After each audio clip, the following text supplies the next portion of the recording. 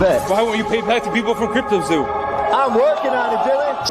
If you thought Logan Paul scamming his fans with CryptoZoo was bad, think again, because he launched another project and somehow it turned out even worse. Once again, fans lost millions of dollars, while Logan denied any involvement, despite previously calling this venture his own company. Now, the situation has escalated so far that federal regulators are investigating him. Whether this ends in a small fine or something far more serious, Logan Paul is officially in deep trouble. Today, we're breaking down Logan Paul's new Liquid Marketplace scandal and exactly what went wrong. So first things first, what even is Liquid Marketplace? In simple terms, it was Logan's attempt to turn rare, high-value collectibles into a fractional ownership platform. The idea sounded appealing. Instead of one wealthy buyer spending $5 million on a single collectible, regular people could own a piece of it. Fans would buy tokens representing fractions of these collectibles, and in theory, trade those fractions on the platform. It was a very hard decision to make, but yes, I will be listing this card on a platform that I co-founded called Liquid Marketplace. It allows co-ownership of top-tier assets. So instead of one person, me owning this card, we as a collective can co-own it together. I'll also be listing it for $5 million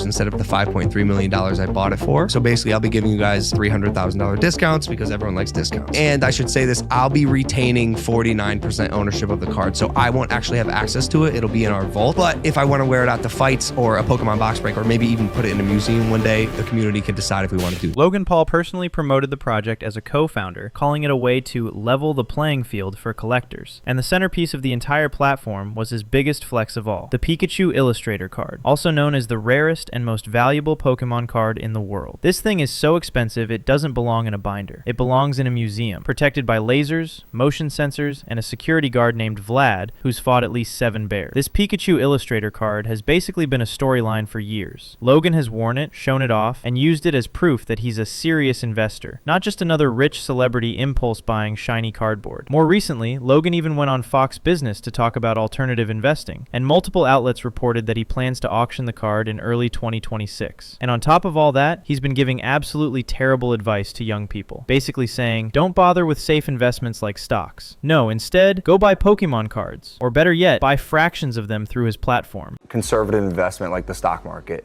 whether it's a trading card, a piece of art, a piece of a dinosaur, like a sports memorabilia, game worn, anything. Birkin bags. They're beating the stock market. Their appreciation. And you're absolutely right. Beanie Babies. Some of this stuff could be faddish. It's not. There's no inherent value to it. Like a Beanie Baby, sure, it'll crash. Sure. It's entirely possible.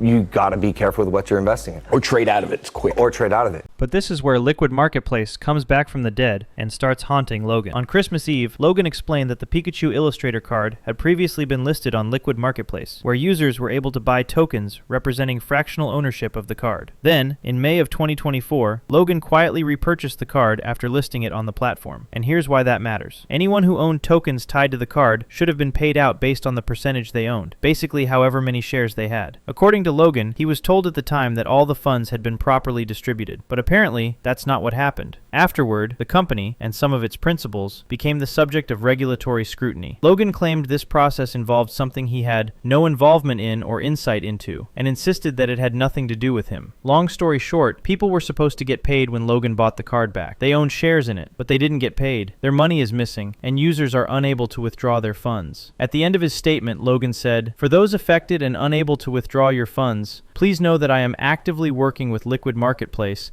to help ensure these funds can be released in the near future, just as intended when I repurchased the Illustrator in May 2024. Stay tuned for updates." Sounds reassuring, right? Except everyone immediately noticed one major detail, the community note. Logan Paul is a co-founder of Liquid Marketplace. He previously called it "my next company" and openly promoted fractional ownership back in 2022. And that changes everything. Because if you read his statement, he talks like a random outsider just trying to help. But this isn't some third-party platform. It's his company, and he has full involvement in it. What's up, y'all? Logan here. As an avid collector and strategic investor myself, I am so stoked to announce the launch of Liquid Marketplace, a platform where collectors can buy and sell fractions of rare collectibles via tokens on the blockchain. As a co-founder of Liquid Marketplace, I believe we're set to level the playing field by allowing anyone to own a piece of the world's rarest collectibles and build their portfolios instantly. Let me break down this business model again. because it can sound confusing at first. Imagine I own a vintage Rolex, a signed Kobe Bryant card, or a one-of-one Pokémon card. Instead of selling it normally to another buyer, I lock it away in a vault and sell digital fractions of it to people online. You don't actually receive the item. You don't hold it, touch it, or display it. All you own is the idea of owning it. It's like paying for partial ownership of a Lamborghini, but you're not allowed to drive it, see it, touch it, or even hold the keys. And according to reporting and allegations from the Ontario Securities Commission, this is exactly where things start to fall apart. Because the real question becomes, what did people actually own? They paid real money, sometimes a lot of it, but what did they receive in return? In June of 2024, the Ontario Securities Commission filed an application for an enforcement proceeding, alleging that liquid marketplace executives illegally diverted millions of dollars in investor funds for personal enrichment and also misled investigators. According to reporting from BetaKit on the OSC application, roughly $3 million of the more than $10 million